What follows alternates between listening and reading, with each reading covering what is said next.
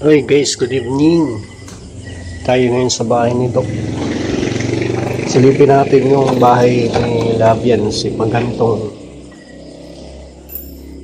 araw, ganitong gabi. Tingnan natin guys. Yung kinabit na solar. Yung guys, oh. Ganda guys, oh. Yung ilaw. Gumagana lahat ng yung dito pala hindi pa naikabit, oh. Yan, oh. May katahimik dito guys. Yan, may ilaw, oh. Solar po lahat yan. Pero mga tulog na yata. Tulog na. Ayan, dito naggawa sila ng yan, garden daw yan, gagawin garden. Ngayon lang ata kasi nagpipintura pa sila. Pipintura pa sila yan sa bakod. Kaya ganyan, iba ang kulay. Pero tapos na. Guys, yung ilaw na nabili namin ni Kuya Lito, ayun o. Maliwanag, dapat pala kanina kasi ka-burn out pa lang dito kanina. Ganda sana ito kung wala kung ilaw dyan kanina, burn out. Ngayon lang dumating, alas 9. Tahimik dito guys pag ganitong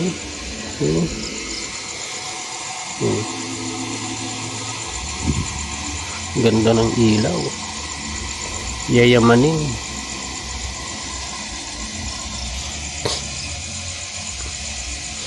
Pero mas yayamanin yung bahay na ito. Yung stall jelo, yun. Diba? So guys, marami kayong aabangan ngayong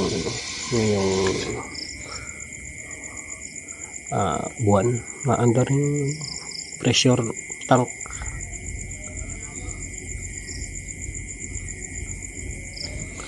Naandar yung pressure tank doon. Yung pala tsaka yung may poso na doon. Binawasan na pala yung lupa dito. Kaya pala yung gawa nila, nilalagay nila dito. Mababa, mataas yan dati. Kaya ginawa nila, binawasan yung lupa, nilagay dito. Ginawang garden. Ganda yung garden yung pag nataniman na. Yung ginagawa nila kasi madami silang halaman. Nabuhay na nga yung mga malunggay tsaka yung papaya, oh. Ganda guys ng bahay. Ganda. Pero po si Biancy po wala po yata yan. Kasi nakita ko si Edo kanina.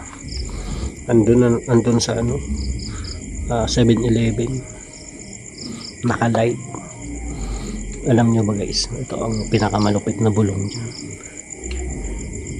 Halos gabi-gabi na siya doon.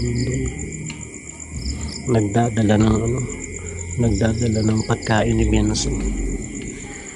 Siguro talaga tuloy na ang kasalan. Ang balak sa 18. Mag-will you marry me na yata.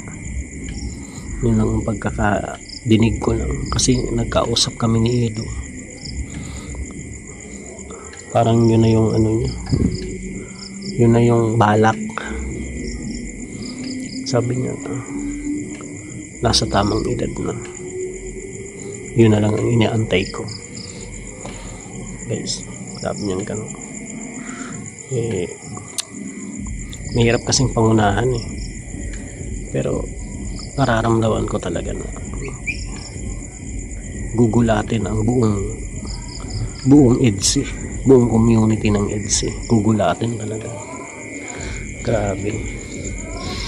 Kaya naku, yan ang pinakamalupit yan guys. Abangan ang mga magaganap sa Bigan guys. Excited na. Sunod ng Bigan SG. Grabe, marami talagang pagkakataon na magkakasama ang dalawa. SG, Bigan, ako. Maraming memories talaga bago ikasal ang ano. Ay sa Singapore pala, mga December na daw yata yun. Doon yun na makikita ang malalaman nyo na pala kung anong totoo. So yan guys, kababalik lang ng kuryente dito. So grabe guys, dito kami nila Toljelo kasi may pinagawa dito sa mga Marites. Sumunod na kami ngayong gabi na, no? So yan guys, maraming aabangan talaga. Baba na tayo guys at ano, ito lang ang nakita ko sa inyong bahay sa gabi. Bakit alam ni Dr. Damian ka? Tinatamad ka pagkatapos ng video. Bastos! Ano niya yan eh? Pagdating doon, tinamad na siya ihati. Sabi ko, pinayot mo eh. Dapat di mo pinayot.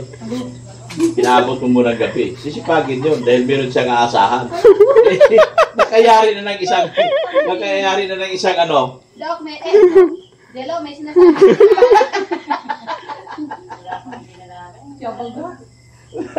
May sinasabi sila. Pero hindi ko talaga napansin at yun pala yung malinis. Biruin mo eh. Akala ko malinis yung Pinalo mo. Kaya ang problema kasi dyan, Jimiya, pinagbigyan mo daw. Bigyan eh, tinamad na. Eh kung sinabi na, mamaya ng gabi, tapos gano'n-gano'n mo niya sa loob.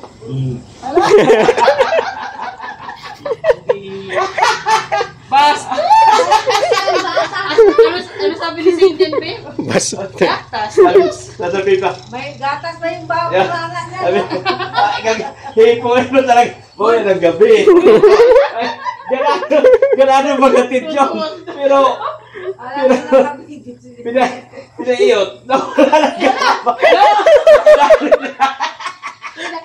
Uy, nakabili ka. Wala ka, di marunong mag-edit. Straight pa naman yan. Tapos nag-video, upload. Wala ka dyan. Ano? Walang edit-edit? Kaya pag dyan nag-vlog, pinapanood ko talaga. Sinisigurado. Buti na lang. Di pa naman napahamak. Hindi ba naman? Hindi pa. Oo. Pero ngayon, sure po yan, pahamak ka. Naku, baka out down. Ano na si Sin eh, alauna imidya na. Oo. Sabi ko, bakit ikaw lang dumating? Alam mo yung video? Alas 2, gano'n, mga alas 2. Oo, Bakay, kanina. Pinawi. Oh, mga alas 2 na ba?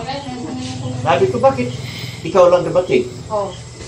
Eh, si Dino, tinatamad si Arihatin eh. Sabi ko, alam ko na. Eh, sabi nyo kasi, nagtawagan sila after lunch daw. Ay, ito na, Hanin Dino, nag-lunch ng maaga. Nung pagkatapos mag-lunch, bakit siya? Ayaw nang ihatid. Bahala ka na dyan, karaos na ako.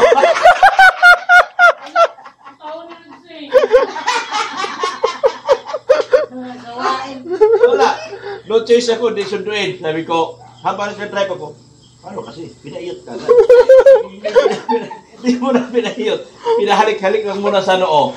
Hindi, aasahan siya. Meron siya mamayang hating gabi. Eh wala na. Nakaya na. Dating yung may nakaganyan na kauya. Alagat ng hilikit. Tinatawagan ko nga. Oh. Hindi sumagot. Oh. Kaya nagre-ring. Nagre-ring. Baka tulog. Tapos maya nag-chat. Tol, bakit? Sabi ko, punta tayo kay Ladok. Sabi niya, tinatamad ako eh. Oh, kita mo? Tinatamad dami eh. Haba naman ang tamad-tamad. Kung pinahalik-halik lang muna sa noo, eh di sipag doon. Hatid mo ako lang. Oo.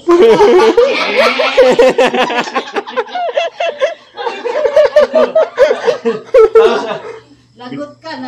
Julo dyan. Nakalimutan mo na siyang damit. Tama sabi. Oh. Bisan pa ko yung may ha. Kasi nakahalik lang ako. Sabi, Wala kang damit, hindi ka nagsusuot ng damit. okay lang yan. may kwilyo pa ako. Hindi, sabi ano, nakadali. Nang sabi ni Jimmy, Love, bakit mo ako? Bahala kang buhay mo. Di ba may sinasabi si Mrs. Love? Ano? Tapos sabi, bala sa uboy, nakaganyan pang usod nilo.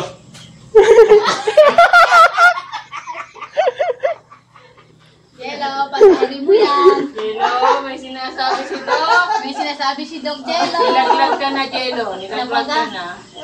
Tapos yung isa Jello, hindi na makahinga sa kakatawa. Hindi ka lang nilaglag. Ginapako ka pa.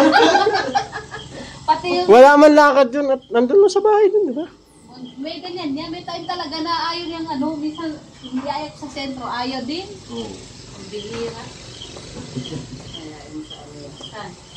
Ang tawag siya dun, be? Saan? Yung bahay na walang kusina. Daw. Yung bahay na walang kusina.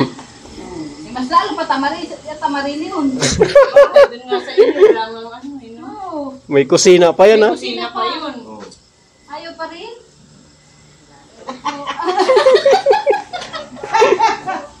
Patay ka pa dito. Ano ba yan? Pinagkaisa ka dito. Yan kasi hindi ka pupunta eh. Pulutan si Jello ngayon. Kasi Kilo, pumunta ka dito, ginagawa ka ni Doc ng ano, ginagawa ng istorya. Bot, Mrs. Love. Bot yan, bot. Bot man daw pala. Doc! Bot Baka gawain, Ha? gawain yata. Pag nakadali na, bahala ka sa buhay mo. Ay, naglaga na to. Baga na yan. Bira na sana ba yun? Wala na. Ay, nilalaglag mo na raw. Ikaw na bumabanat eh. Sabi niya, makalis na ako. Ako na ikaw binabanatan ni Mrs. Love. Ano ba yan? Wala pang damit-damit siya. Doon ako natawa sa pag-style pa din sa motor. Kung paano bumili. May facial expression pa yun, no? Dapat daw kasi pinaamoy-amoy mo lang muna. Pasingot-singot. Oo. Pero masyado kasi siya makapatay. Dinalihan ko ng vlog, oh.